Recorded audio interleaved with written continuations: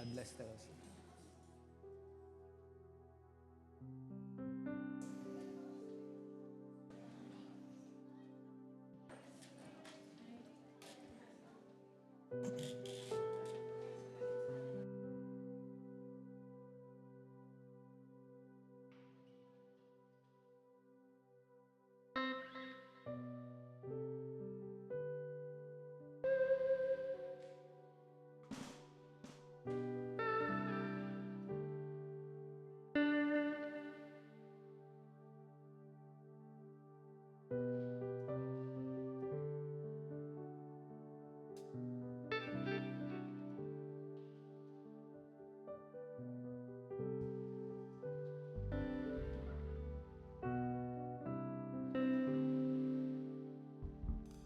Hallelujah. Good morning. Praise God.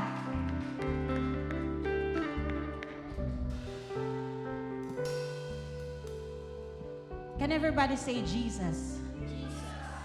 Jesus. Jesus. Hallelujah. In John 3:16, it says there that for God so loved the world that he gave his only begotten Son, that whosoever believeth in him shall not perish, but have an everlasting life.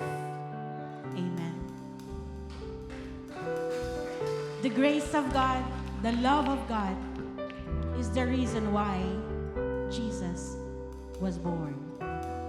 Sabi pa nga ni Pastor Alfred kanina, it's an everyday lifestyle, everyday salvation na binibigay ng Diyos sa atin. Hindi lang tuwing Kapaskuhan. When we think of God's love, ang laki niya eh. So big that no one can fathom. For all have sinned and fall short of the glory of God. Though we fail, but God never fails. Di ba ang laking rason yon? So that we can rejoice. So that we can say, Hallelujah! It's not a time para mahiya tayo i-declare ang goodness ng Diyos sa atin. Amen? Saying Hallelujah! Hallelujah, Jesus! This is the day that you have made for all of us. The reason why we came is to rejoice and celebrate your goodness. Amen! Hallelujah! Come on, praise Jesus! Praise! Praise Jesus! Hallelujah! You are so good! You are so good! You are so good! Thank you, Lord! Thank you, Lord! Thank you, Lord! Hallelujah! Praise you! Hallelujah!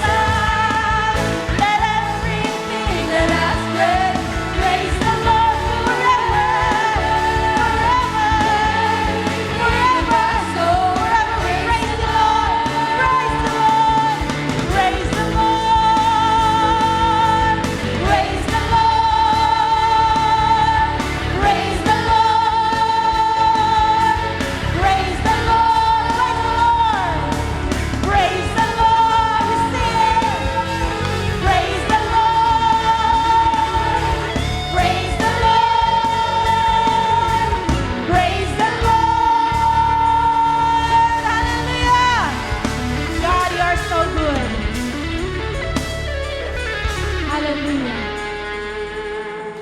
Thank you, Jesus, our beautiful Savior. Thank you for saving us. Thank you for that cross.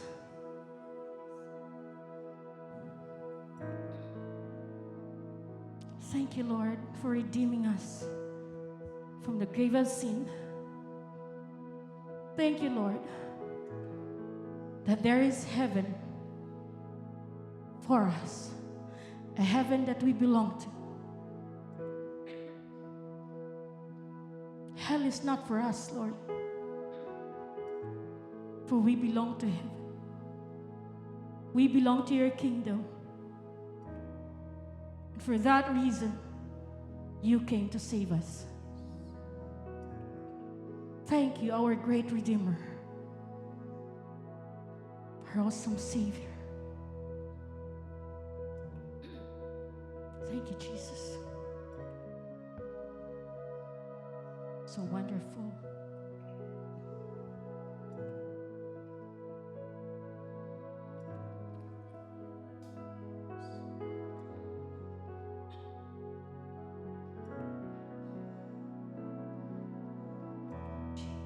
Jesus, beautiful Savior, God of all majesty,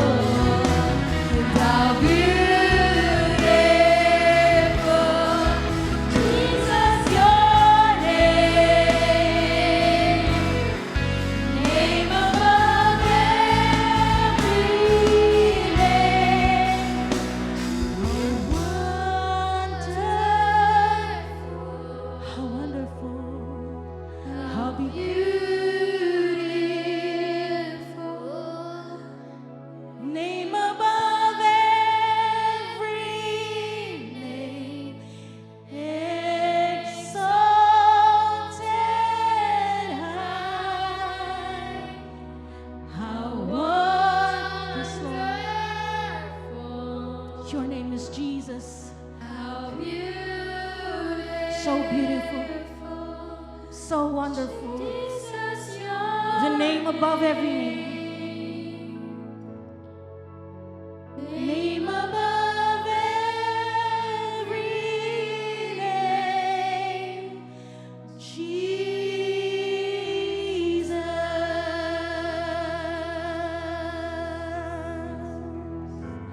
Wow, Lord. Thank you. Thank you for your saving grace.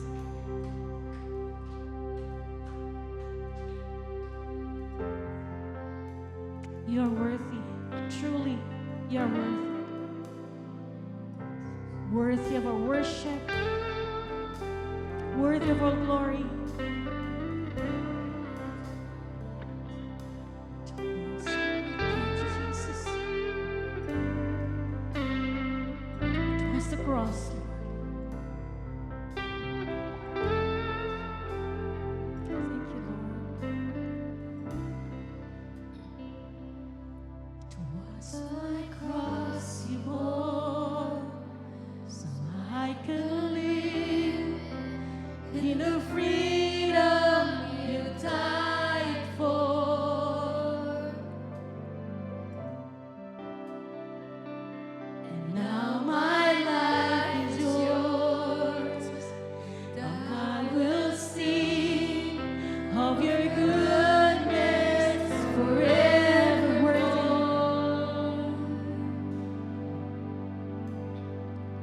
Worthy is your name, Jesus. You deserve the praise. Worthy is your name. Worthy is your name, Jesus. You deserve the praise. Worthy is your name.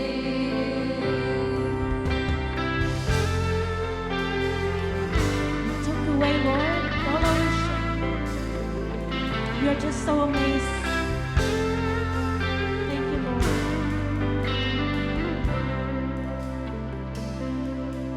My shame is gone. I stand amazed in your love undeniable. Yes, your love undeniable. Your grace goes on, and I will sing of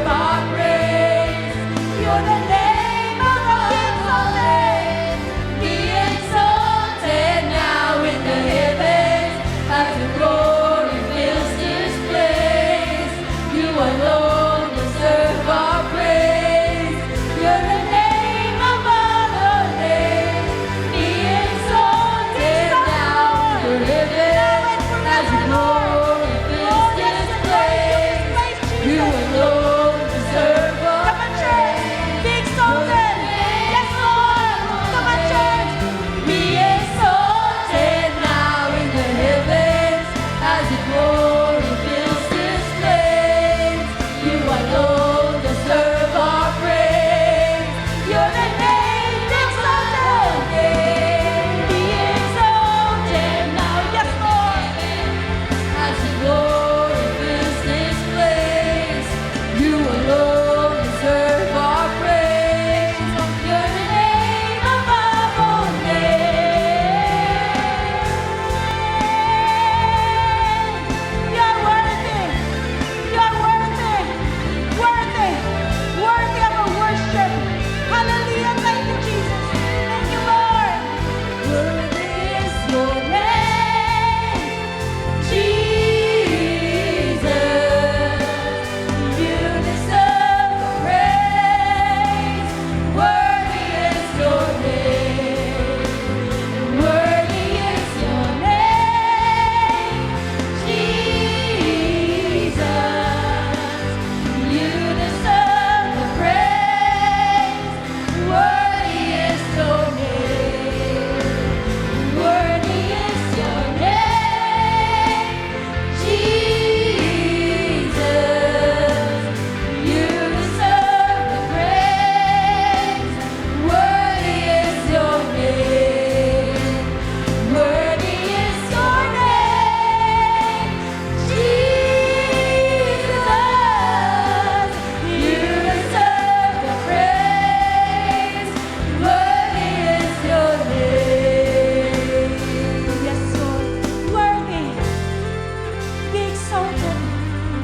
Worthy. You're worthy. Be exalted, Jesus. Hallelujah. Come on, church. Sing. Sing it from your heart. Let that song in your heart come out. Let that song in your heart come out. Be exalted, Lord. Be exalted, Lord Jesus. Let your glory fill this place and fill every heart. We worship you, Jesus. We worship you, Jesus. Thank you, Lord. Thank you, Lord. Thank you, Lord. Your goodness reign. Your goodness reign. Thank you, Lord Jesus. Thank you for that salvation. Thank you, Lord, for what you have done. For us to live with you.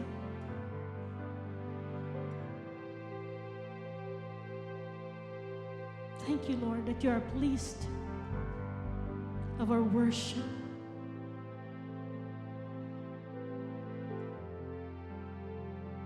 We want more of you, Lord. More of you. More of you. Come on, church, say it. We want more of you, Lord.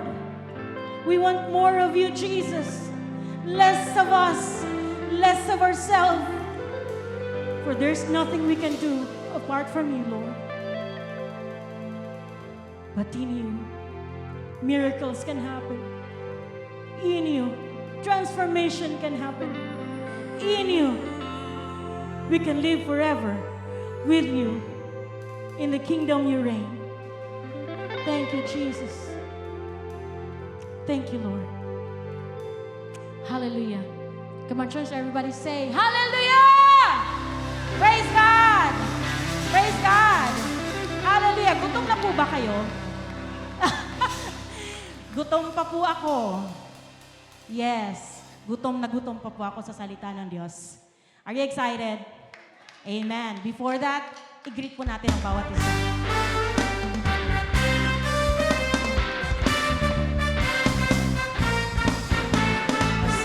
Okay, tuloy ng araw, Pasko ng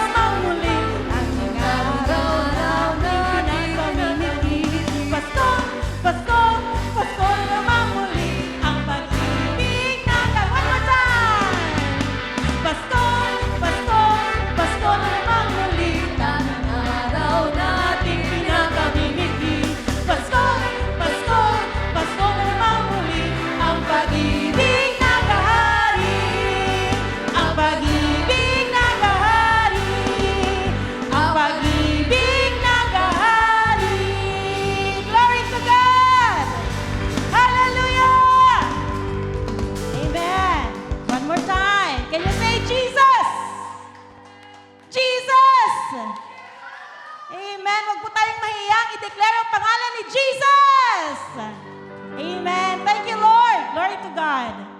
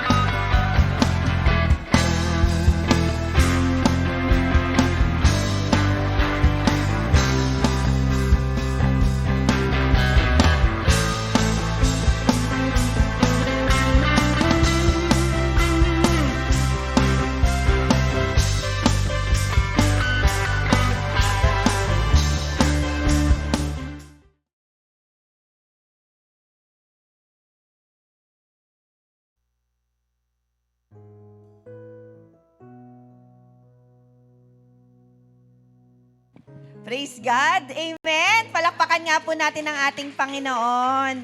Praise God. At dumako po tayo sa ating pagbibigay. Sa pagkakataon po na ito po naman po yung ating oras para po alalahanin ang ating Panginoon sa ating tithes and offering. Alam niyo po ba ang pagbibigay, it gives joy sa ating Panginoon. It gives pleasure sa ating Diyos. When we faithfully give back sa ating Panginoon, ay ito po ay act of worship natin sa ating Lord.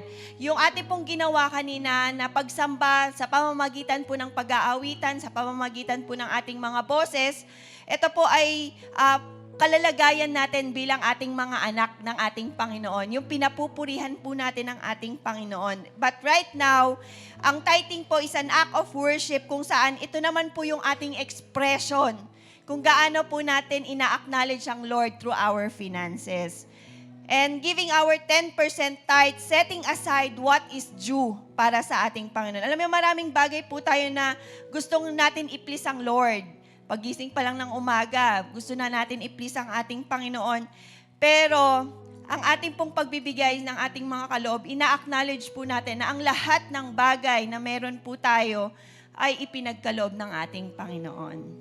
Ang ating mga blessings, ang ating mga trabaho, lahat ng bagay po ay nagmula sa ating Panginoon. Kaya sa oras po na ito, let us please our God by giving back what is due sa ating Panginoon. Kaya pwede po ba tayong tumayo at ay bigay po natin ang ating mga kaloob bilang pong act of worship natin sa ating Lord. Sige po, let's give.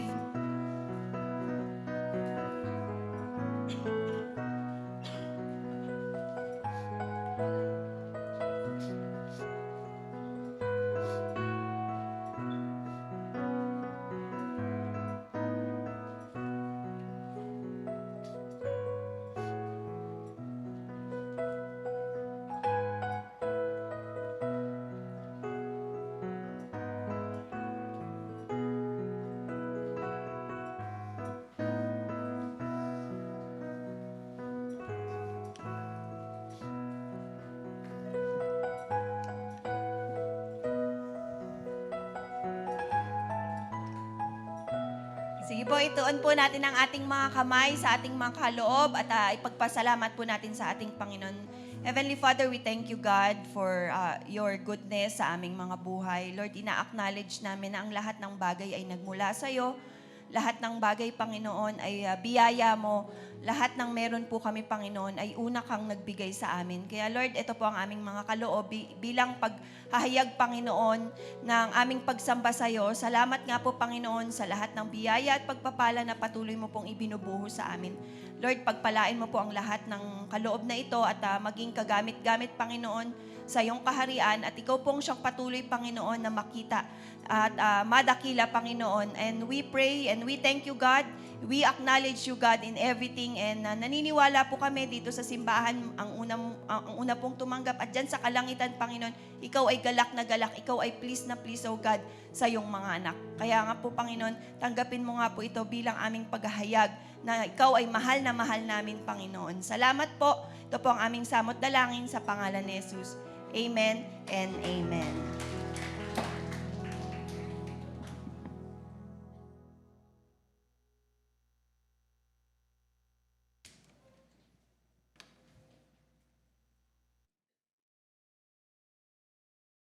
Amen. Good morning. Good morning mga kapatid and Merry Christmas. Yan. So madalas na po nating naririnig yan ngayong kasi pumasok na tayo sa ating December.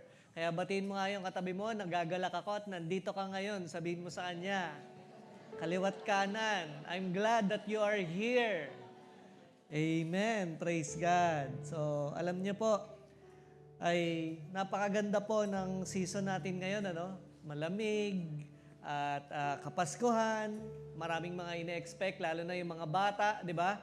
Pero ganun din yung mga empleyado marami rin yung mga ine-expect sa office Ano yung pinaka ine-expect nila tuwing December? Bonus, 13-month pay, di ba? At marami pa pong mga blessings tayo na natatanggap tuwing panahon na ito. Kaya I could say December is one of the joyful month across all the months of the year. Kaya, ayun, I'm glad that you are here mga kapatid. Meron po ba sa atin dito na bago pa lang, first time umattend? I guess wala po, lahat mga, second time and onwards na. So, praise God. So, sa oras na ito mga kapatid, before we go to our message this morning, I would like us to stand up and give reverence to the Lord as we pray. Hallelujah. Mabuti po ang Panginoon sa ating mga buhay. Amen. Hindi po magkukulang ang Lord sa bawat isa. Maybe, iba't iba yung sitwasyon na meron ng mga kapatiran natin. Maybe yung iba, kung kailan pa yung Kapaskuhan, doon pa sila nagkaroon ng matinding problema, pagsubok. Maybe yung iba naman, kung kailan Kapaskuhan, doon nila na-receive yung matagal na nilang prayer na inaasam. Promotion, blessing. And maybe yung iba, lost. Hindi alam kung ano ang gagawin sa mga susunod na araw. Or maybe yung iba din is excited in this month. We all have different situations in our lives. Pero isa lang po ang mapapatunayan ko sa inyo ngayon, kapatid. Ano man ang pinagdadaanan mo ngayon sa iyong buhay, alam po yan ng Panginoon. Amen? Sige po, pumikit po tayo at manalangin sa Panginoon. Father, you know us from head to toe, Panginoon. You know us, Panginoon. And right at this moment, I believe, Lord, that you are speaking to each and every one of us. I believe that your Holy Spirit is working in each of us, Panginoon. Father, I pray right now, before we start this message, that you give peace in the troubled hearts, Lord. Holy Spirit, you're speaking to us right now that there is someone here, maybe isa, dalawang tao or more, that is being troubled in his heart right now. Father, I pray that in the name of Jesus, that you touch their life, their heart, and speak to their mind that everything will be okay. Everything will be fine dahil kasama Kanya sa Kanyang laban, Panginoon. Father, I pray sa bawat mga kapatiran na as we celebrate, as we remember your life here on earth, Panginoon, na ikaw ay pinanganak bilang isang sanggol. Nawa, Panginoon, ay magkaroon po ng true meaning ang Kapaskuhan na ito, Lord. Not just every December, but all the days of our lives, Lord. Let us always remember the reasons for the season, Panginoon. And nawa, Panginoon, sa pamamagitan ng salita namin pag-aaralan ngayon, Lord, ay mabless mo ang bawat isa. Matugunan po ang pangangailangan ng bawat isa sa kanilang pananampalataya sa iyo, sa kanilang practical lives, Panginoon. At nawa, Panginoon, ay magkaisa po kami na sambahin ka dahil mapapatunayan po namin sa iyong salita na mabuti ka sa aming buhay. Kahit na nagdadaan po ang bawat isa sa iba't ibang pagsubok at kahirapan, pero sa pamamagitan ng mga pagsubok na yon, mas lalo naming napapatunayan ang kabutihan mo sa aming mga buhay. Ama, itinataas po namin ang iyong salita sa umagang ito. Ito po ang aming pagbubulay-bulayan at nawa, Panginoon, ay empower mo po ito ng inyong banal na spirito upang ang lahat ng makakapakinig, Panginoon, ay matatanggap po nilang mensahe ng bukal sa kalooban at ito po ay magkakaroon ng impact at transformation sa kanilang mga buhay. Salamat, Panginoon. We give glory to you. We honor you, Panginoon. We magnify you. We praise you. In the mighty name of Jesus Christ. Amen. Palakpakan po natin ako. Sige po, maaari na po tayong makaupo. So ang series po natin ngayong December, mga kapatid, is the Christ of Christmas. Alam niyo po ba bakit sinabi na sa series natin na Christ of Christmas? Kasi hindi natin mapagkakaila na napakaraming mga subjects of our Christmas. Nandyan yung number 1 nung hindi ka pa siguro born again Christian or hindi mo pa alam, Santa Claus, di ba? Minsan yan na yung mga ginodiyos ng mga tao ngayon. Ano pa? Yung mga iba't ibang mga, siguro masasabi natin yung regalo. Minsan yan pa yung nagiging focus natin pag Christmas. Yung mga gifts giving. Minsan ang Christmas, akala natin pag sinabing Christmas, ay bigayan yan ng regalo. Minsan din ang focus natin pag Christmas ay hanapin natin yung ating mga ninong at ninang. Di ba? Para mag-bless sa kanila, para singilin, para humingi ng regalo. Or minsan, ang focus natin pag Christmas, dahil kapos tayo sa buhay, wala. Di ba? Minsan, nagtatampo tayo sa Lord. Minsan, masama ang loob natin. Or minsan, dumadaan tayo sa matinding problema. Nung naging Pasko, nung dumaan ang Pasko, mas lalo pa tayong dumaan sa matindi-tindi nating mga problema. Alam niyo po, napakarami po nating pwedeng gawing subject sa Christmas season. But there is one true reason for the season, and it is Christ Jesus. Nasa pangalan po yan ni Jesus Christ, yung dapat na sineselebrate natin tuwing Pasko. At mamaya po mapag-aaralan natin na hindi lang pala dapat tuwing December natin inaalala ang kapanganakan ni Jesus Christ. Pag sinabing Christmas kasi, yung celebration na yun is you remember the birth of Jesus Christ. Sabi ng mga pag-aaral, sabi lang naman yun sa pag-aaral, wala pong sinabi sa Biblia, na it's between December to January daw yung season or yung panahon nung pinanganak si Jesus. Well, wala naman pong nakapag-prove pa. Kasi wala rin namang sinabi sa Biblia. And I believe na kaya hindi yun binanggit sa Bible, there is a reason kung bakit. So, alam niyo po itong picture na to, kung ano ibig sabihin na itong picture na. Sinong may ganito po sa bahay? Sinong may ganito? Usually figurine to di ba, na maliit. O kaya, dati meron pa to yung sa Christmas on display sa Green Hills. Mas luma pa yung naabutan nyo sa Cubao pa. Sa tapat ng farmers, di ba? Meron doon yung nasa taas. Ganun na ba ako katanda yung naabutan ko yun. So, ngayon, sa Green Hills, wala nang ganito Ano na ang meron doon? Bazaar, food trips, di ba? So, ang tawag dito sa Pilipinas ay Belen. Di ba? Ang tawag dyan ay Belen. Bakit nga ba tinawag na Belen yun? Galing po yun sa Spanish word na Bethlehem.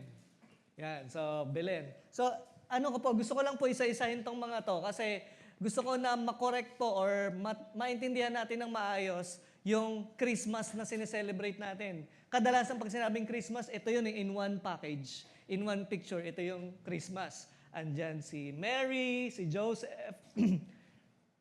Ito, hindi ko nga alam bakit may halo. Siguro righteous. Si Jesus, si baby Jesus, shepherds, at itong tatlong mukhang hari na to. So, isa-isahin po natin yan, ha? So, paano po ba pinanganak si Jesus Christ? Siguro yung iba dito, alam na to by heart, eh. Pero maganda na, na inaalala natin, refresher, di ba? Paano ba talaga nangyari yun sa Bible? Babasahin po natin sa Bible natin, ha? Kung meron po kayong Bible, makibukas po kayo. Meron pong 2 accounts sa Gospel books sa New Testament kung saan nahayag or nakwento kung ano ba talaga yung nangyari, paano ba talaga pinanganak si Jesus Christ. Matthew tsaka Luke, doon po sa 2 na yon. So sa Matthew muna po, tingnan natin paano ba pinanganak si Jesus Christ. Magsimula tayo sa chapter 1, verse 18. Basahin po natin. Yan, makibukas po kayo kung may Bible kayo, ha, para masundan niyo po yung kwento. So verse 18. This is how Jesus, the Messiah, was born. His mother, Mary, was engaged to be married to Joseph. So hindi pa sila kasal, engagement pa lang ni Joseph. But before the marriage took place, while she was still a virgin, she became pregnant through the power of the Holy Spirit. Jesus Christ was born not from the flesh, but from the power of the Holy Spirit. Kaya si Mary, nung panahon na yon, he is called the virgin. The birth of Jesus is called the virgin birth. Kasi walang sexual intercourse na nangyari nung pinagbuntis niya si Jesus. It is the power of the Holy Spirit na sabi sa Bible that overshadowed Mary. So verse 19, Joseph, her fiancé, was a good man and did not want to disgrace her publicity. Ano ba yung sabi? So he decided to break the engagement quietly. Bakit? Kasi si Joseph was considered a righteous man. Follower siya ng batas ni Jesus Christ. Kaya ayaw niya na mapahiya si Mary kasi sasabihin ng mga tao, uy, buntis pero hindi pa naman kayo kasal. So, magiging disgrace yon sa kanilang dalawa, lalong-lalo na kay Mary. Kaya ang ginawa niya, nag-isip siya, i-break ko muna yung engagement namin para hindi siya mapahiya. Pero hindi dahil hindi niya mahal si Mary. Kaya niya yung ginawa, dahil mahal niya si Mary at lalong-lalo mahal niya ang Panginoon, iniingatan niya ang image ng Lord kay Mary at sa kanya. So, punta tayo sa verse 20. As he considered this, ang nangyari, the angel of the Lord appeared to him in a dream, sa panaginip. Sabi sa kanya ng angel, Joseph, son of David. The angel said, do not be afraid to take Mary as your wife. Huwag kang mag-alala, for the child within her was conceived by the Holy Spirit, and she will have a son, and you are to name him Jesus, for he will save his people from their sins.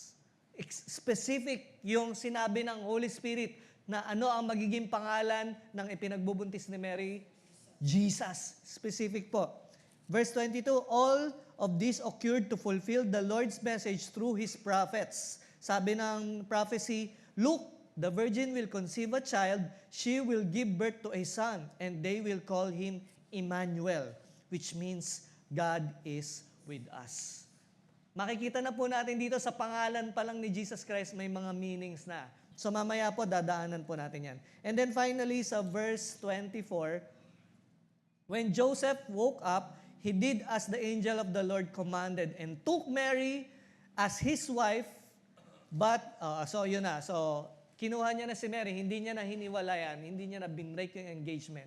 At nag-proceed na sila doon sa plano ng Panginoon. So, ganun po yung nangyari sa panganganak, sa pagbubuntis niya kay Jesus Christ. Now, bakit ba, di ba alam natin kung saan pinanganak si Jesus Christ? Saan siya pinanganak?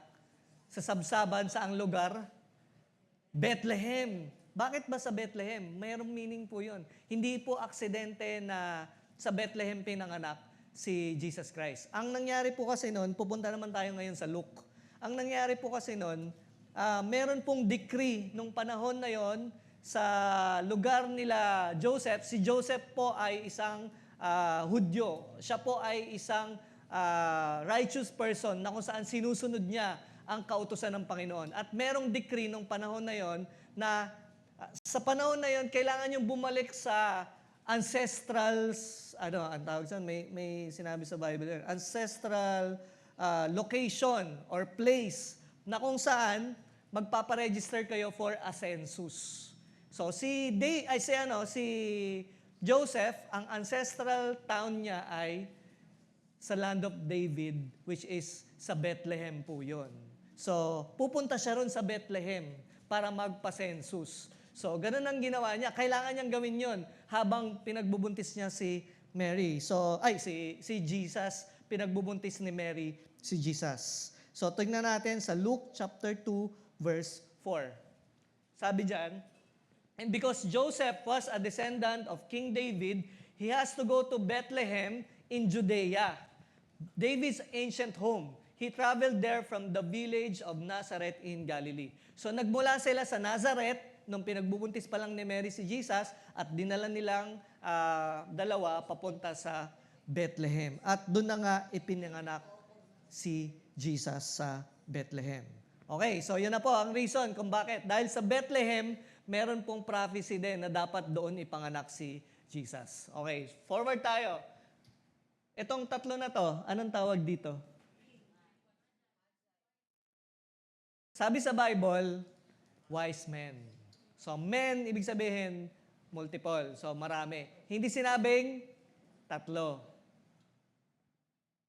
Okay? Walang binanggit sa Bible. Tingnan nyo sa Bible nyo. Matthew tsaka Luke, dalawa lang naman yung accounts nun. Hindi sinabi sa Bible na tatlo. There were 3 wise men. Hindi. There were wise men. Basahin natin. Matthew chapter 2. Balik tayo sa Matthew. Chapter 2 verse 1 to 2. Hindi ko po sinasabing mali ito. Pero ang sinasabi ko po ay hindi lang po yun possible na tatlo. Mamaya, malalaman nyo rin po kung bakit ba tatlo yung dinicide ng mga tao na inisip nila. So, Matthew chapter 2, verse 1 to 2. Jesus was born in Bethlehem in Judea. Ito na nga yun, pinanganak na si Jesus sa sabsaban. During the reign of King Herod. About that time, some wise men, at merong makikita kayong footnote doon sa mga Bible ninyo. Pag tiningnan nyo, the other term for wise men is magi, o sa panahon natin ngayon, mga magicians sila.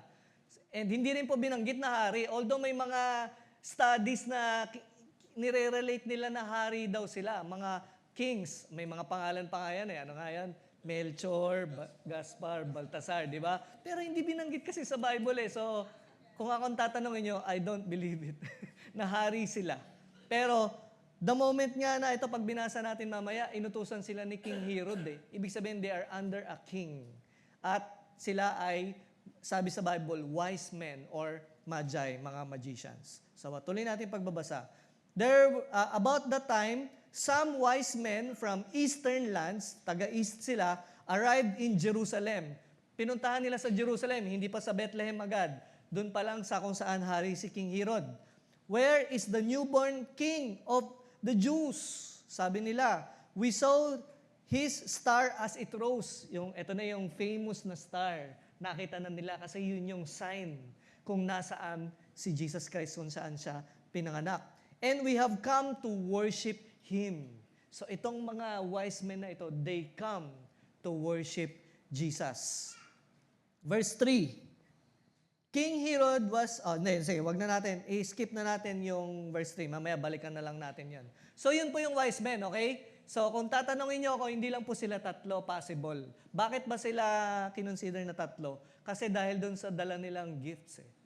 Ano yung dala-dala nilang gifts?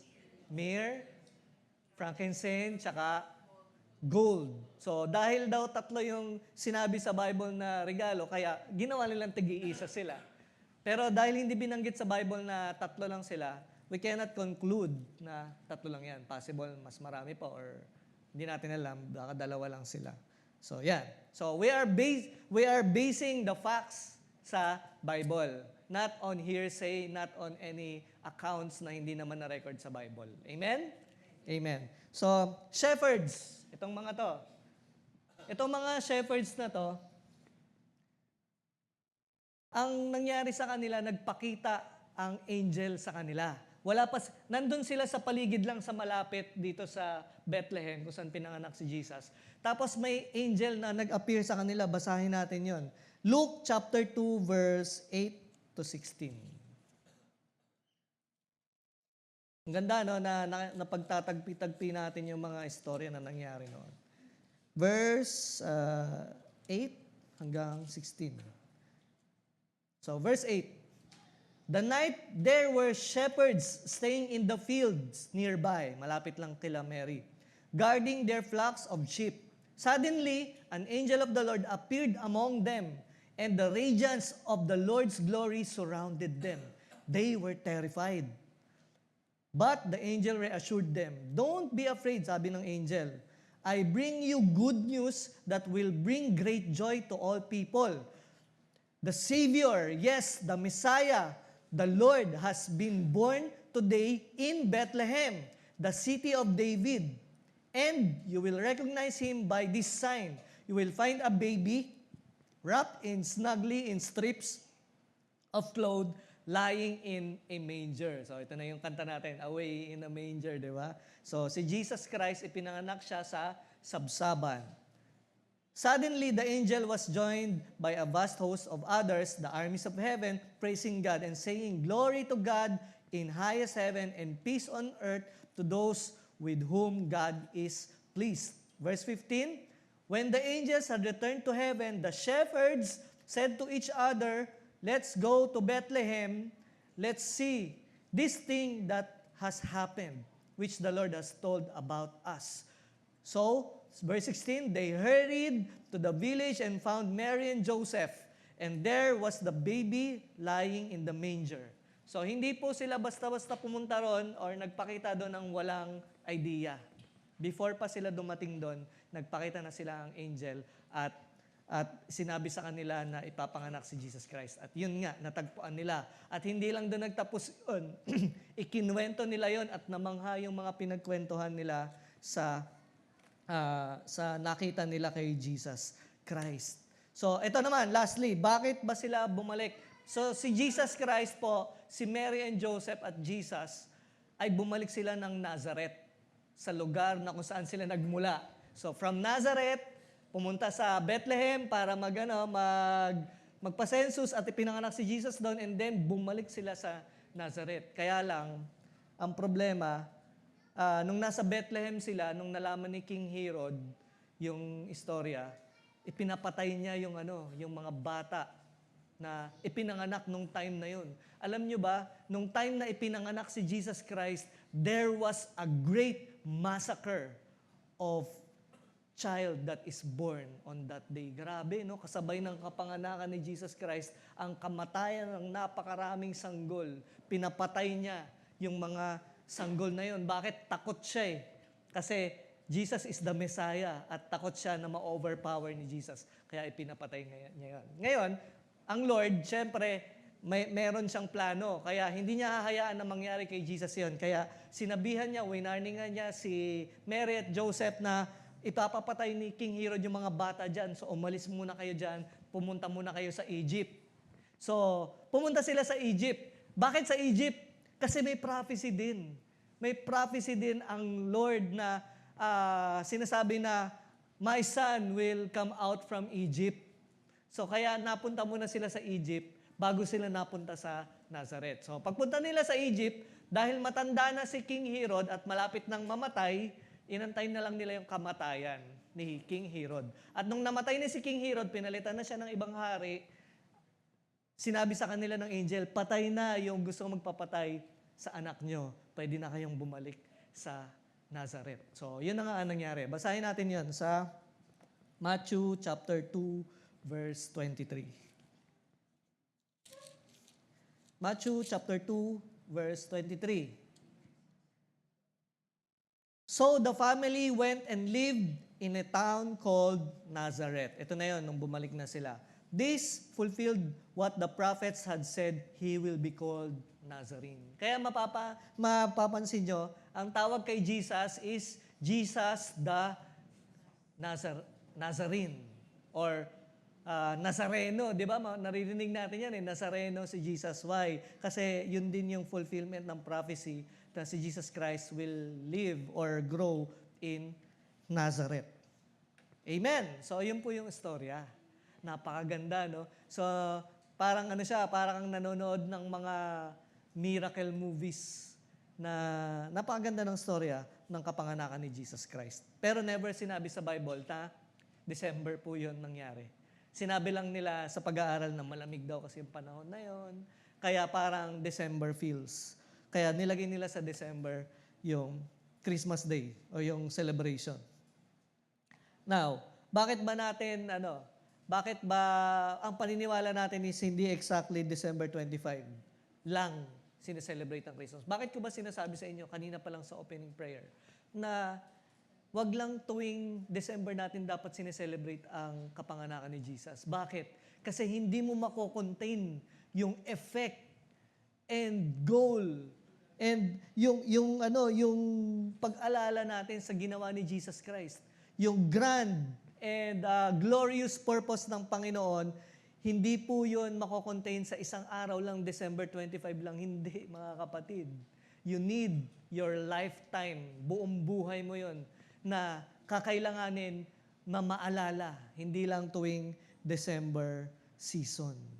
Bakit? Kasi yung bigat at yung epekto ng pagpapanganak kay Jesus Christ sa ating mga buhay. Alam niyo, napakaganda ng epekto ng kapanganakan ni Jesus Christ sa buhay natin. Baka akala lang natin it's just one story told sa Bible na ipinanganak si Jesus. Hindi po. Napakatindi pag-aaralan po natin nung pinanganak si Jesus, ano ba yung naging epekto sa buhay nyo?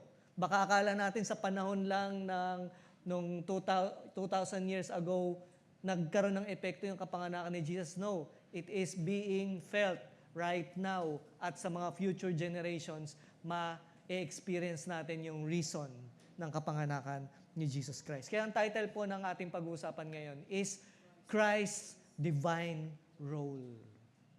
Pag sinabing divine, or maybe we could say glorious, hindi po ito kayang gawin ng tao. Tayo, wala kahit sino sa atin ang kayang gumawa nito. Walang kahit sino sa mundo na makakapantay sa role na nakaatang sa ginawa ni Jesus Christ. Merong role na ibinigay ang ating Diyos Ama sa kanyang anak na si Jesus Christ para ma-enjoy po natin ang benefits na ito. Ano po yun? Jesus Christ being the Savior and the Redeemer. Sabihin nga po natin, Savior and Redeemer. Dalawa lang po yung pag-aaralan natin. Napakarami pa po ng ginawa ang role ni Jesus Christ nung siya po ay naparito. Pero itong dalawa na ito, I could say, the best or the first two role na ginawa ni Jesus na nagkaroon ng epekto sa buong buhay natin. And yung pag sinabi nating Savior and Redeemer, synonymous po sila sa isa't isa. Magkahalintulad sila, di ba? Napagbabaliktad nga minsan yan or napagsasama na sinasabi natin, ay parehas lang yung meaning yan, Savior tsaka Redeemer. Tama naman po. But it provides a different or unique characteristics of how we experience it in our lives. Kung paano tayo nabe-bless ng pagiging Savior ni Lord at ng pagiging Redeemer niya, magkaiba po yung experience na yon. Pag-aaralan po natin yon mamaya. So una po, Jesus Christ as our Savior. This is the most meaningful, the most powerful and glorious purpose and role nung nangyari nung ipinanganak si Jesus Christ dito sa mundo. The very meaning pa lang ng pangalan niya, makikita niyo yun doon sa footnotes ng Bible niyo pag binasa niyo yung Matthew chapter 1 verse 21 yata yun, na ang ibig sabihin ng word na Jesus Christ or pangalan na Jesus Christ is the Lord saves. The Lord saves. And wala pong ibang makakapagligtas sa atin, sa kapahamakan na nakahanda para sa atin dahil sa kasalanan natin, tanging si Jesus Christ lang. And, syempre, kapag merong Savior na pinadala ang ating Diyos Ama, ibig sabihin, merong problema. Di ba po? Hindi naman magpapadala ang ating Lord ng solusyon. Kung wala tayong problema, ano ba yung problema natin? Tayo ay makasalanan. I hope walang aamin dito na wala akong kasalanan. Kasi sinabi po yan sa Bible. Lahat po tayo ay makasalanan. At kailangan natin ng kaligtasan sa kasalanan. Yun po yung solusyon na ipinadala ng ating Diyos. Solusyon sa kasalanan ng mga tao. Doon tayo iniligtas. Yun yung purpose ni Lord. The Lord is our Savior from our sins. So, hindi sa kaaway natin sa tao, or hindi tayo, si Jesus Christ, hindi siya nandito para i-save tayo sa kapahamakan, sa disgrasya, sa kuna. Secondary na lang po yun. Pero the most thing na iniligtas tayo ng ating Panginoon sa kasalanan. Matthew chapter 1, verse 21. And she will have a son, and you are to name him Jesus, for he will save his people from their sins. Kaligtasan sa kasalanan. Ano po ba yung kasalanan? Ito medyo refresher lang po. I'm sure yung iba sa atin sasabihin, Pastor, alam ko na yan. Lagi natin pinag-usapan yan. Refresher lang po. And para din sa mga ngayon lang maririnig to, I hope na ma-catch po ito sa pamamagitan ng kapangyarihan ng Holy Spirit, maiintindihan mo ito ngayon, mga kapatid. Tayo po, na-inherit po natin yung kasalanan. Magmula pa kay Adan at kay Eva. Di ba? Alam po natin yan na nagkasala sila at sa kanilang mga offspring, which is tayo yon from generation to generation, dala-dala na po natin yung tinatawag nating sinful nature or human nature na tinatawag. Yung sinasabi nating, tao lang ako nagkakamali. Yun po yun.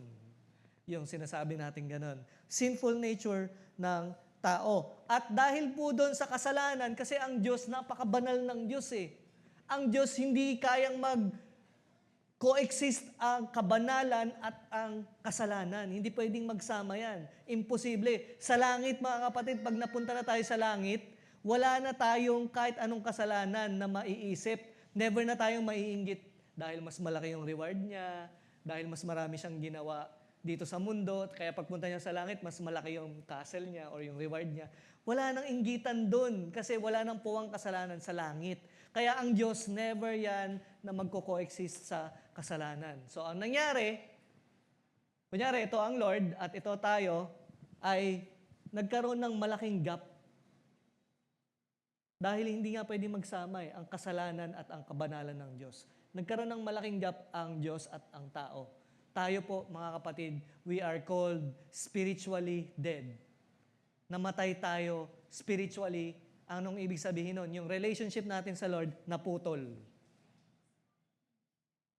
Remember, tayo po ay ipinanganak in the image and likeness of the Lord. Pinanganak tayo galing sa likha ng Diyos. Hindi po tayo pinanganak sa bigla na lang lumitaw or sa unggoy. Hindi po. Galing tayo sa Diyos Ang nature natin, hindi separated sa Panginoon. We are joined sa Panginoon, may relationship tayo sa Lord. Kaya lang, dahil nagkaroon tayo ng sinful nature, nawala at nahiwalay tayo sa Panginoon. There is a huge gap na dahil ito sa kasalanan ng tao, kaya tayo hindi makalapit sa Panginoon. For everyone has sinned and we all fall short of God's glorious standard. At dahil doon, dahil may malaking gap, syempre, originally we are built to be with God to have a relationship sa Lord. Dahil may malaking gap, ang gusto natin, gagawa tayo ng sarili nating way para makabalik sa Panginoon. Kanya-kanya tayong strategy, kanya-kanya tayong pamamaraan. Gumagawa tayo ng sarili nating tulay para makapunta tayo uli kay Jesus Christ, ay sa ating Diyos. Kasi gusto natin dun That's what we are made of, na kasama si Jesus Christ. Ano yung mga kanya-kanya nating paraan? Gumagawa tayo ng mabuti, nagsisimba tayo linggo-linggo, nagtatights tayo ng maayos, umaattend tayo ng mga faith groups, tumutulong tayo sa mga mahihirap, nagiging mabuting anak tayo, nagiging mabuting asawa tayo, nagiging maayos tayong empleyado at hindi walang pandaraya and everything. Lahat ng mga mabubuting gawa, mga kapatid, don't get me wrong, hindi po yun mali. Tama lang yun, expected lang yun na ginagawa nating lahat. But it is not the proper bridge. It is not the proper way for us to return to God, to have a relationship sa Lord. Kulang po yun, mga kapatid. Sinasabi ko sa inyo, it will never be enough. Hindi kayo makakaabot at mababalik niyo ang relationship sa Lord kung gumagawa lang kayo ng mga mabubuting gawain dito sa mundo. Never. Sinabi po yan sa Bible. Isaiah 64 verse 6, we are all infected and impure with sin. Yun yung reason kung bakit lahat ng mga kabutihan natin, walang kwenta, basura, basahan.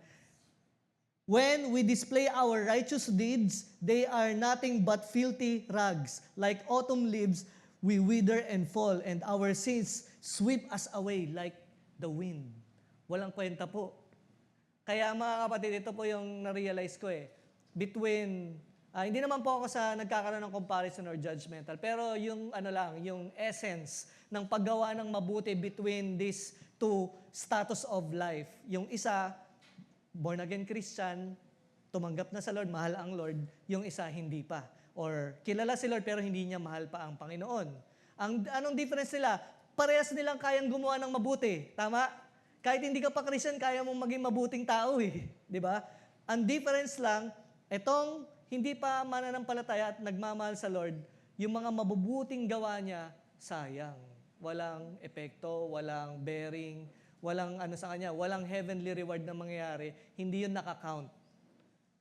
Compared dito sa nagmamahal sa Panginoon, may relationship sa Lord, lahat ng mga mabubuting gawa niya, merong bearing sa buhay, binebless ng Panginoon at merong nakalista po yan sa langit at i-judge tayo, magkakaroon ka ng reward base sa mga good works na ginagawa mo. Pero ito, kapag ginudge ka, i-judge ka sa kasalanan, sa maling ginawa mo, hindi dun sa good works mo.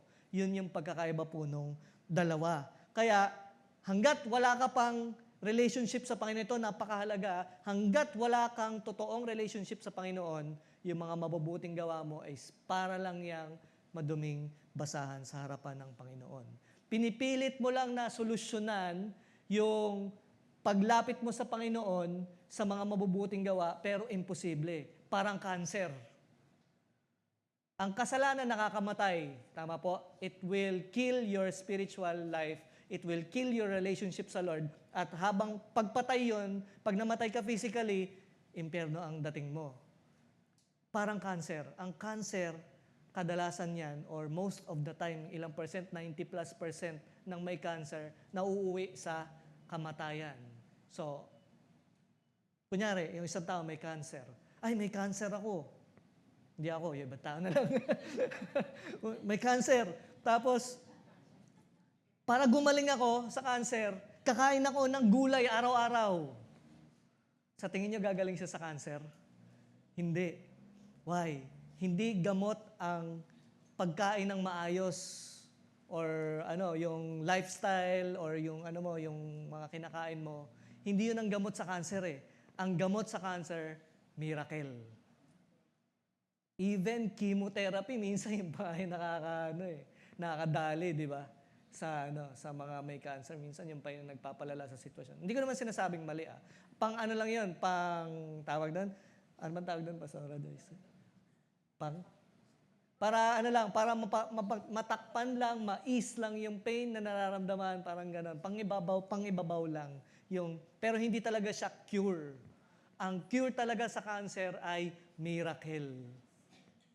Miracle, kapatid, yan ang cure sa cancer. Ang sinful nature ng tao, we cannot cure it by mere or normal good works in our lives. We need a miracle for us to be cured, for us to take the sins away from our lives. And this miracle happened 2,000 years ago when Jesus Christ was born in Bethlehem sa Sabsaban nung siya ay ipinanganak. Nagkaroon na ng solusyon ang sakit natin, kasalanan. Imagine, grabe yung Kaya John 3:16, for God so loved the world that He gave His one and only Son, that whoever believes in Him shall not perish, but have everlasting life. Grabe yung pagmamahal ng Lord. Alam niyo kung bakit? Wala na kayong kailangang gawin. Umupo lang kayo dyan. Ako ang gumawa ng solusyon. Kayo nakasakit sa akin, sabi ng Lord, kunyari lang. Kunyari ako ang Lord, kayo yung tao. Kayo na nga yung naka-offend sa akin. Pero ako ang gagawa ng solusyon para mapanumbalik ko kayo. Walang ibang makakagawa nun. That's the glorious purpose of the Lord, the divine role of God, na tanging si Jesus Christ lang ang makakagawa. Ang kabayaran ng kasalanan ay kamatayan. Ito yung sinasabi ko kanina. Kapag separated tayo sa Panginoon at di natin yan ginawa ng solusyon, ginawa ng Lord ng solusyon yan, pero wala tayong ginawa doon sa solusyon na ginawa ng Panginoon, mauuwi tayo sa kamatayan. Ano yun? Yung mapupunta tayo sa impyerno. At habang buhay tayong maghihirap. Pero, yun, yung word na pero, itong but, di ba, sa Romans 6:23, kalahati lang to eh. Merong, ano ba tawag dito, conjunction ba yun sa mga magaling sa English teacher dyan? Yung conjunction, tama ba yan? Yun, so conjunction, di ba? Merong isang kino-compare, and then, but, kapag narinig nyo yung pero sa isang tao, ano yung nararamdaman nyo? Kunyari, hindi kita bibigyan ng regalo ngayong Pasko Pero, pag narinig mo yun, uy. Yan yung gusto ko marinig sa inyo. Pag-asa. Agad-agad, yung word na ito, ang dala-dala niyan sa atin ay pag-asa. Kaya si Jesus Christ, yung star na nakikita natin sa Belen kanina, it is we call the Star of Hope. Star of Hope, di ba? Ibig sabihin, makasalanan tayo, kasalanan natin, may problema, kamatayan ng nito, ang solusyon dito, ay ang bayad dito. Pero, agad-agad, nagkaroon ng solusyon. Or, nagkaroon agad tayo ng pag-asa. At itong pag-asa na ito is not conditional, mga kapatid. Tayo kasi minsan, hindi kita bibigyan ng regalo. Pero kapag naglinis ka ng bahay, kapag mataas ang grades mo, bibigyan kita ng regalo. Conditional. Ganun tayo, di ba? Magbigay, conditional. Yun ang pagkakaiba ng Lord. Tayo, nagkamali, nagkaroon ng curse, mamamatay, pero, yung pero ni Lord, it is not for us to do something. Unconditional love of the Lord. Na upo ka lang dyan, akong bahala sa'yo, solusyon na ang bibigay ko sa'yo, tatanggapin mo na lang. Ganun po ang pagmamahal ng Lord. The free gift of God is eternal life through Christ Jesus our Lord. Ano ba tong eternal life na to? Pastor, ang buhay ko dito, ito naman yung pinakamalaga. Hindi. Itong buhay natin is just a portion of thousands and millions of years. Eternal living. Itong buhay natin dito sa mundo, hanggang 80, 90 years old, saglit lang yan. At yung mga decisions natin dyan, it will matter kung saan tayo mapupunta eternally. Ito po yung pinangako ng Lord na libre. Wala ka nang kailangang pagtrabahuhan na eternal life sa pamamagitan ni Jesus Christ. Ito importante, through Christ Jesus our Lord. Hindi through good works. Hindi through pastor. Hindi through confession or something. Hindi. But through Christ Jesus our Lord. Tanging si Jesus lang ang nakagawa nun. Parang itong electric fan na ito, mga kapatid. Ito yung buhay natin. Nasaksak ba ito? Magana ba? Yan. So itong electric fan, imagine niyo ikaw ito. Tapos, ang kapangyarihan ng Lord or si Lord, yung kuryente, kung saan ka nakasaksak.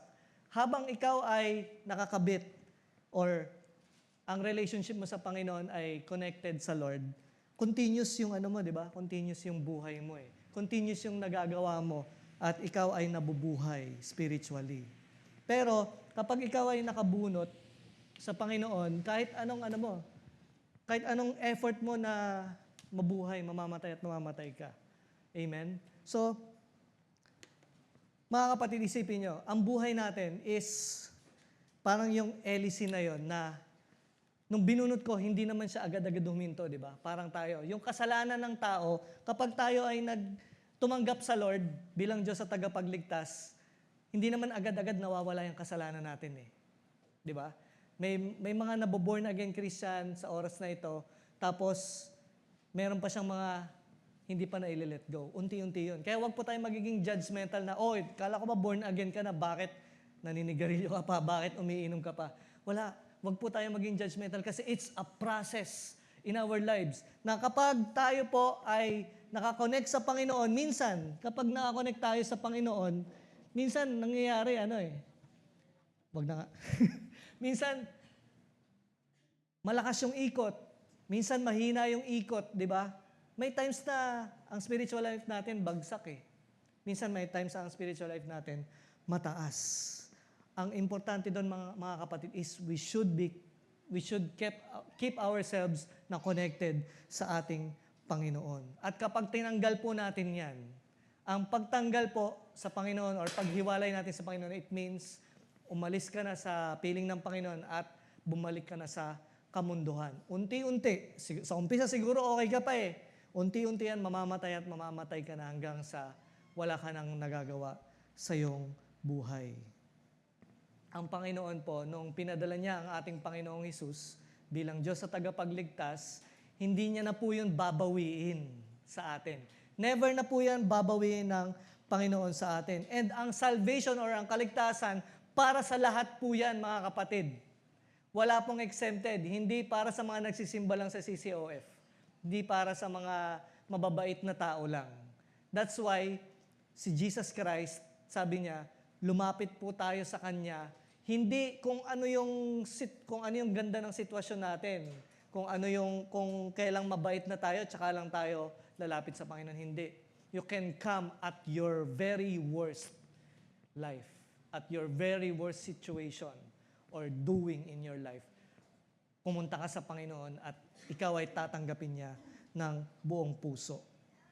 Kaya may mga nakikita tayo na di ba, pagkatapos nilang ma-born again Christian, is meron pa silang mga nagagawang pagkakamali, pero habang tumatagal, unti-unti nang natatanggal yung mga ginagawa nila. But the important thing na point ko po doon is, salvation is for everyone, hindi lang para sa mga mababait, kundi para sa bawat isa po yan, mga kapatid. Hindi po complicated ang salvation. Ang pagtanggap sa ating Panginoon, it's not a complicated thing. Paano po ba? Paano po ba natin dapat tanggapin ang Panginoon? Salvation is, nailagay ko ba yan? Hindi ko pala nailagay. Salvation is by grace through faith in Jesus Christ. Salvation is by grace. Ibig sabihin ng by grace is regalo. Grace of God. Wala kang kailangang gawin. Kahit na masamang tao ka, pwede kang tumanggap ng kaligtasan. At paano? Sa pamamagitan ng pananampalataya mo sa Panginoon. Ano bang ibig sabihin ng pastor? Kunyari ako, hindi ako Christian pa. Hindi ko pa kilala si Lord. Hindi ko naman kilala si Lord. Nababasa ko lang siya, naririnig ko lang siya sa mga tao, kaibigan ko, na may Jesus Christ. Pero, paano yun? Paano ko tatanggapin yung salvation kung hindi ko naman pa siya kilala? Kaya mga kapatid, ang word na faith, pananampalataya, hindi lang po yan sa mga Kristiyano. Ang faith po is para sa lahat. Kahit hindi ka pa mananampalataya, posible kang magkaroon ng pananampalataya sa Panginoon. Kasi yun po yung gagamitin mo para tumanggap ka sa Lord at maging born again Christian. Without faith ay wala tayong kaligtasan. Kaya hindi natin pwedeng i-judge yung mga tao na hindi to pwedeng maligtas. Hindi. They can also have faith in Jesus. At yung faith na mararamdaman nila at naiisip nila, yun yung magpapaligtas sa kanila sa Panginoon. Romans 10 verse 9 to 10, if you openly declare that Jesus is Lord and believe in your heart that God raised Him from the dead, you will be saved. Kaya ang faith, mga kapatid, ang ibig sabihin yan, buong puso na naniniwala ka na si Jesus Christ ay ipinanganak at namatay para sa iyo at siya ang makakapagtanggal ng kasalanan mo. Balikan natin Hebrews chapter 11 verse 1. Kapatid, pwede akong pakita sa kanila. Ano bang ibig sabihin ng faith? Sa Hebrews chapter 11 verse 1. Faith is the assurance of things hope for and things we do not see. Hindi po yun yung exact word, pero puntahan natin. Hebrews chapter 11, verse 1. Yan. So faith is the confidence that we hope for. Is the confidence what we hope for will actually happen. It gives us the assurance about things we cannot see. Hindi naman sinabi ang faith is for the Christians only. Hindi po. Faith is yung may confidence ka na yung hino-hope mo o yung inaasahan mo ay mangyayari. At magkakaroon ka ng assurance sa mga bagay na hindi mo pa nakikita. Nung hindi pa tayo mananampalataya, hindi naman tayo sure kay Jesus eh. Pero kapag pinaniwalaan natin yun ng buong puso, kahit ikaw ngayon, di mo pa kilala si Jesus, pero sinabi mo sa sarili mo, hindi, from this on, maniniwala na ako kay Jesus Christ. Kahit ngayon ko lang to narinig. That's faith. Meron ka ng faith. At yung faith na yon, yun ang magliligtas sa'yo. Doon ka makakatanggap ng totoong kaligtasan. So, paano ba natin ginagawa ng actual yan? Ito mga kapatid is, refresher din para doon sa mga Christians na halimbawa, kayo, maka-experience kayo ng tao na shineran nyo ng Word of God. Tapos right at that moment, nag-decide siya na tatanggapin ko si Jesus Christ. At gusto ko na magkaroon ng totoong relationship sa Lord. Ito yun. Ganito yun. Ililid nyo sila into a prayer. Pero, bago nyo sila i-lead into a prayer, dapat sisiguraduhin nyo muna, sasabihin nyo sa kanila, wag na wag mong gagawin itong prayer na ito pag hindi ka sigurado sa puso mo. Kasi pag hindi ka sigurado, that's not faith. Gagawin mo lang itong prayer na ito kapag tanggap mo talaga ng buong puso at na ang Diyos ang nagligtas sa iyo. At ganito po yun. Sa mga Christians, makisabay na lang po kayo kasi alam ko naman po mga mananampalataya na kayo. Just to reassure yourself, wala namang mawawala, di ba? Reassurance. Pero kung meron man dito ngayon, kapatid, na tinatanggap mo sa puso mo ng buong puso, tinatanggap mo sa sarili mo ng buong puso na totoo si Jesus Christ at siya ang makakapagligtas sa akin sa kasalanan. At sure ka, tatanggapin ko to, sure ako, sundan mo itong panalangin na ito. Amen? Pwede po ba yan? Pwede rin tayong makisabay. Kahit na ginawa na natin to before, just to reassure yourself. Wala naman po mawawala. Sige po, pikit po tayong lahat at sundan po natin ang panalangin na ito. Panginoong Jesus, sa oras na ito, tinatanggap ko sa aking puso at sa aking isip na ikaw ang makakapagligtas sa akin. Ako po ay makasalanan at nakagawa ng pagkakamali sa iyong harapan at sa aking kapwa. Inilalatag ko po ito sa inyong harapan at humihingi ng kapatawaran. Sa oras na ito, tinatanggap ko po, ikaw, Panginoong Jesus, bilang aking Diyos at tagapagligtas. At magmula sa oras na ito, ay hindi ko po bibitawan sa aking puso at isipan ang katotohanan na ito. Tulungan mo po ako, Panginoon, na mamuhay ng isang totoong mananampalataya. Sa pangalan ni Jesus. Amen. Kung bukal sa puso mo, kahit nagawa mo na ito noon, or first time mo lang ito ginawa ngayon, kung bukal yun sa puso mo, kapatid, ito yung sinasabi sa Romans 10, verse 9 to 10. If you openly declare, hindi naman yan palaging yung verbal, kahit sa isip mo lang yan ginawa, basta openly sa puso mo, dinideklara mo that Jesus Christ is your Lord and your Savior, and believe in your heart. Kailangan totoo sa puso mo yung paniniwala mo that God raised Him from the dead, and then you will be saved. Kung ginawa mo yan ng buong puso ngayon, ikaw ay isang totoong mananampalataya na. Palakpakan natin ang Panginoon. Komplikado? Hindi, di ba? Hindi mo na kailangan magpakabait muna. Hindi mo na muna kailangan na ayusin mo muna yung buhay mo bago ka lumapit sa Panginoon. No. You can come to the Lord as you are, kung ano ang sitwasyon mo sa buhay. That's salvation. free gift na wala kang kailangan gawin. Ang kailangan mo lang buong puso. Puso lang. Buong puso mo lang natanggapin yung katotohanan na yon. At ideklara mo sa sarili mo na, Lord, tinatanggap kita. And then you will be saved. Simple, but yet a very powerful, life-changing moment in your life. That's salvation, una. Jesus, our Savior. Pangalawa po, is Jesus, our Redeemer. So ano naman po ibig sabihin ng Redeemer? Sa dictionary, pag tinignan po natin ang word na Redeemer, marami po yan meaning. Buy back, di ba? Bawa, meron kang binenta o kaya merong kinuha sa'yo. Tutubusin mo, sinanla, di ba may sinanla?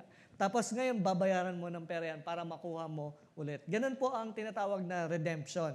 Or rescue, reclaim, to free from captivity by payment of ransom. Halimbawa, dati,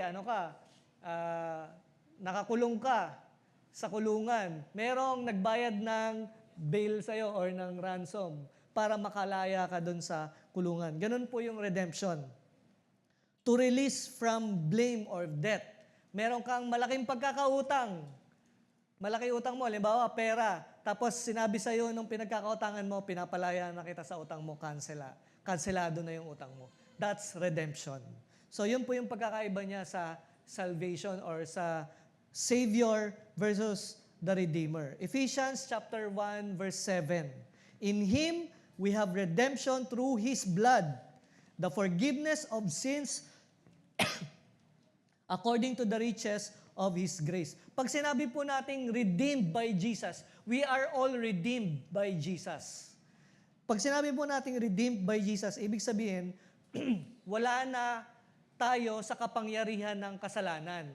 So dati, kaya sabi ko sa inyo kanina, yung salvation tsaka redemption, ano po yan? Level process. Ito yung level 1, ito yung level 2. So una, niligtas ka ng Panginoon, wala kang ginawa, lumapit ka lang sa Kanya, buong puso. Pero hindi ka pa agad malaya dun sa kasalanan eh. Andun pa yung mga kasalanan na gagawa mo pa eh. 'Di ba? O kaya, lumapit ka sa Lord, ang dami mong ginawa. Bago ka pumunta dito sa church, nangloko ka lang ng kapwa. O kaya, nandaya ka, nangupit ka. Tapos pumunta ka sa church ngayon, tapos tumanggap ka sa Lord. Andun pa yun eh. Yun yung redemption. Redemption is saying Jesus Christ has made your life free from the bondage of sin. Tinatanggal. So una, tatanggapin mo ang Lord, ligtas ka na. Pangalawa, tinatanggal niya na yung kasalanan sa buhay mo. Kaya possible tayo na, yun nga, sabi ko kanina, possible tayo na lumapit sa Panginoon, maging born again Christian, kahit ano pa ang sitwasyon na meron ka sa buhay. 1 John 3 verse 8. The devil has been sinning since the beginning. Anyone who continues to sin belongs to the devil. The Son of God came for this. Ito yung reason. Kaya pumunta dito ang ating Panginoong Hesus to destroy the devil's work in your life. Tayo po mga kapatid, on the process. Nung ako po, naligtas po ako. Nung ako po ay nag-born again Christian, hindi naman po agad-agad ako 180 degrees turn eh. Sa mga kasalanan ko, nagagawa ko pa rin yung paunti-unti. Pero habang tumatagal, habang lumalago ako, day by day, binabasag ng Panginoon, winawasak ng Panginoon yung gawain ng kaaway sa aking mga buhay. Hanggang sa dumating sa point na yung mga kasalanan ko noon, hindi ko na ginagawa ngayon. Kaya ko nang sabihin doon sa kasalanan na yun na, hindi.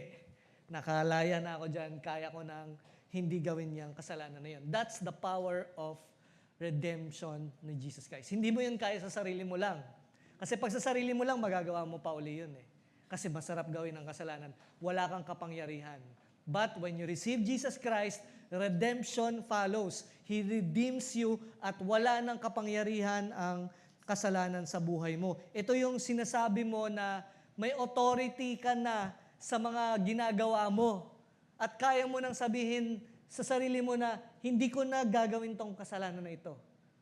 That's only possible by the redemption of Jesus Christ. Pwede mo bang sabihin ngayon, kaya ko na? Kaya ko na! Yan, Amen. So, every time na tutuksohin ka ng kaaway, o yan dyan na naman yung tukso ng kaaway, sabihin mo, kaya ko na kumindi sa'yo. Bakit? Kasi ni-redeem ka na ni Jesus Christ. That's what we meant for redemption of Jesus Christ. So, Jesus Christ being our Savior is He saves us from our sin, and then redemption naman is taking us out of sin and makes us better than before. So, ito na, meron ng born again experience. Ito na yung tinatawag natin na born again experience. Merong nangyayari sa buhay mo. Hindi lang tayo basta niligtas ng Panginoon, pero binabago niya rin yung ating mga buhay. Napakaganda, no? Hindi kasi natin kayang magbago sa sarili natin eh. Kaya ang Panginoon na ang gumawa nun, binago niya ating mga buhay. Basahin natin itong mga 3 verses na ito na sinasabi na merong life-changing moments ang redemption ng Panginoon. Ezekiel 36 verse 26, I will give you a new heart and put a new spirit within you. I will take the new heart, the heart of stone out of your flesh and give you a heart of flesh. And then 2 Corinthians 5 verse 17, therefore, if anyone is in Christ, nung tumanggap ka sa Panginoon, he is a new creation. The old things have passed away. Behold, all things have become new. And then lastly, John 10:10, I have come that they may have life, and that they may have it more abundantly. Ito po yung trabaho ng Panginoon when He redeemed us. When He redeemed us. The redemption of Christ ay ito yung tinatawag natin that we are now born again Christian. Amen? Ang ibig sabihin lang nun, may pagbabago sa iyong buhay. May nagbabago. So, hindi ka lang basta niligtas, pero binabago ka pa, merong nangyayari sa buhay mo. Dito na po ako magtatapos, mga kapatid. As I call on the worship team po. So, dalawa. Jesus Christ, our Savior, and Jesus Christ, our Redeemer. Itong dalawang role na ito ng Panginoong Jesus, it builds the perfect and stable bridge. Parang ganyan. Diyos at tao. At ito si Jesus Christ. The perfect bridge na kung saan makakatawid tayo, na sure tayo na hindi tayo mahuhulog.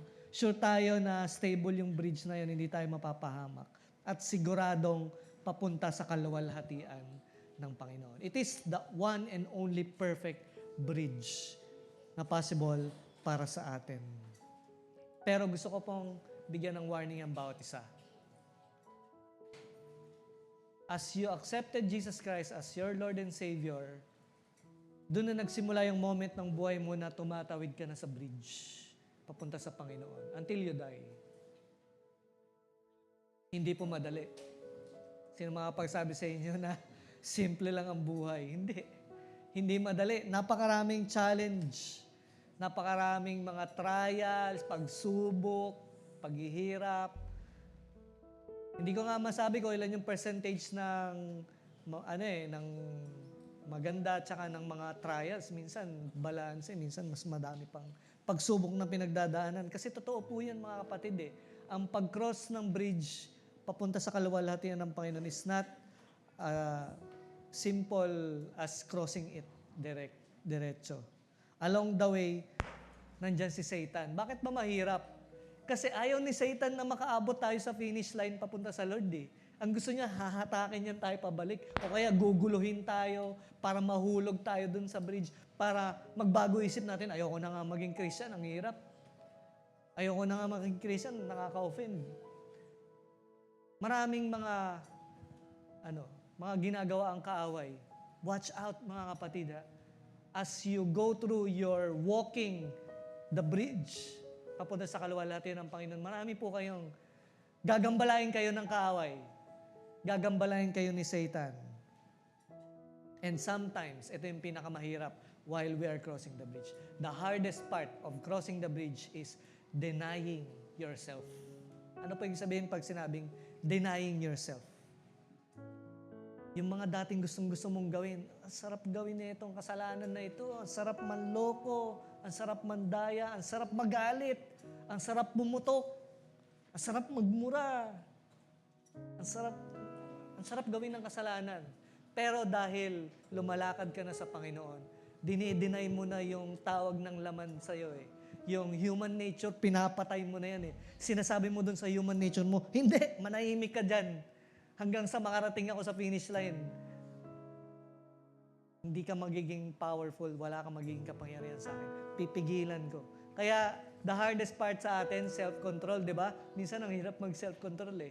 Lalong-lalo na kapag hindi matibay yung relationship mo sa Lord. Eh. Pag mababaw ka, yung faith mo, halimbawa, nawala ka sa Lord, o kaya tinamad ka magbasa ng Bible, tinamad ka mag-church, hindi ka nakakapag-pray, doon yung pinakamadaling bumigay sa self-control.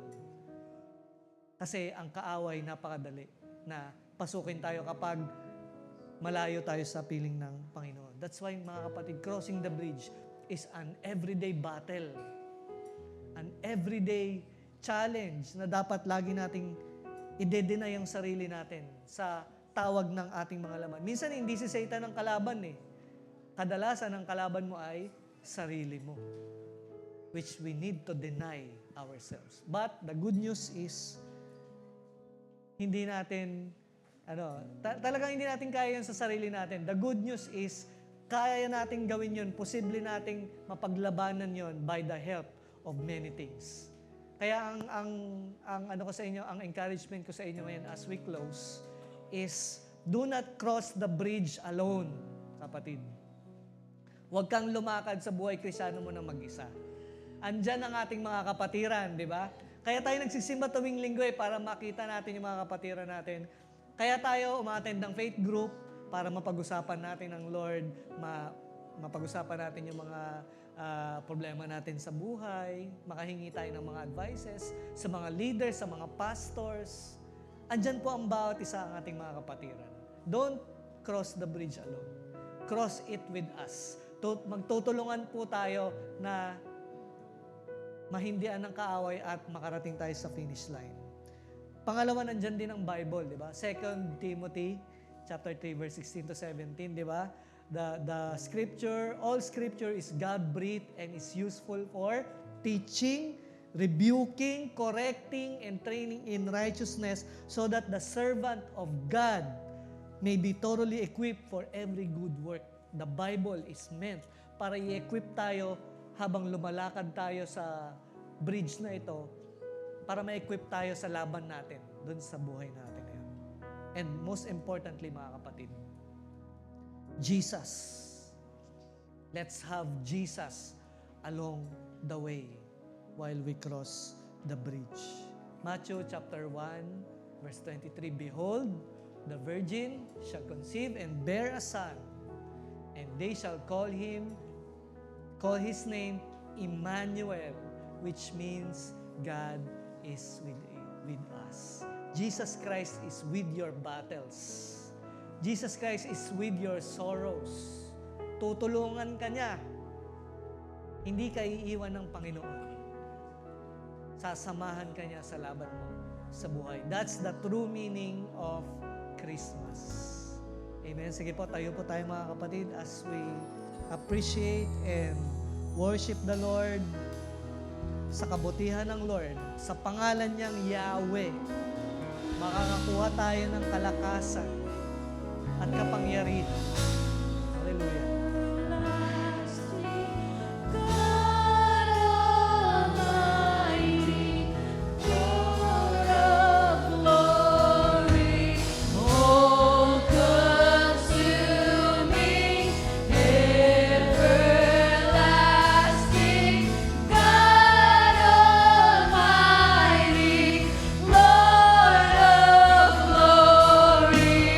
Oh, good to me.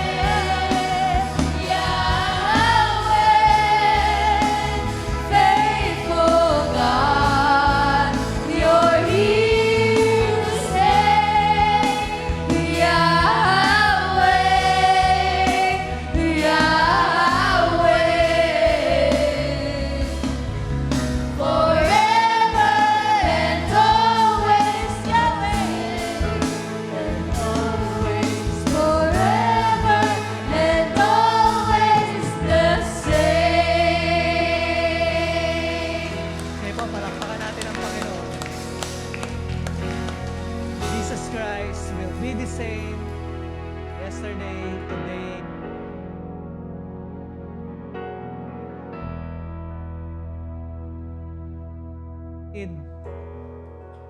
Jesus Christ in December, hindi lamang po Jesus Christ in Christmas season, but Jesus Christ, your Savior, your Redeemer, will be in all seasons of your life. Hallelujah. Taas po natin ang ating mga kamay at manalangin tayo sa Panginoon. Napakabuti mo, Panginoon. Ibinigay mo po ang iyong bugtong na anak, ang kaisa-isang mahal mong anak, Panginoon, para sa aming mga kasalanan, para iligtas po kami at i-redeem po kami sa kamay ng kaaway. Father, hindi man namin ito matatawaran, Panginoon, pero dinideklara po namin ng buong puso na panghahawakan po namin ang pangako mo. At ikaw, Panginoon, ang pananatilihin po namin sa aming mga buhay. Hindi ka po namin bibitawan, Panginoon, dahil napakabuti mo po sa amin. Salamat, Lord, sa iyong ginawa. Panginoon, pagpalain mo po ang aking mga kapatiran. Marami man silang iba't ibang mga pinagdadaanan sa buhay. Pero, Emmanuel, kasama ka po namin, Panginoon. Kasama ka po nila sa kanilang mga laban sa buhay. Iba't iba, Panginoon, maybe financial debt, financial problems, relational problems, emotional problems, problema sa trabaho, sa bahay, sa pamilya, sa school. Father, I pray, tugunin niyo nga po ang pangangailangan ng aking mga kapatiran na ito. Ano man ito, Panginoon, nakikita mo po ang kanilang mga puso, ang kanilang mga panalangin. Lord, tugunin mo po ito according to your riches and your glory, Panginoon. Pagpalain mo po ang bawat isa, nawa, Panginoon, ay patuloy na mapatibay sa aming puso na ikaw ang Diyos namin na nagligtas sa amin at hindi kami iiwan, Panginoon. Ingatan mo po kami sa aming paghiwa-hiwalay at protektahan mo po ang bawat isa sa anumang mga sakit, sa anumang mga sakuna at sa mga masasamang loob, Panginoon, sa gawain ng kaaway. At hayaan mo po kami na mag-enjoy sa buhay namin, bit-bit ang kaluguran, ang kaligayahan sa aming mga puso, Panginoon. At babalik po kami sa bahay ng simbahan mo, Panginoon, na galak sa aming mga buhay. Salamat po, pagpalain ka, Panginoon, at tinataas ka namin sa matamis at makapangyarihang pangalan ni Jesus. Amen. God bless po. Happy Sunday, mga kapatid.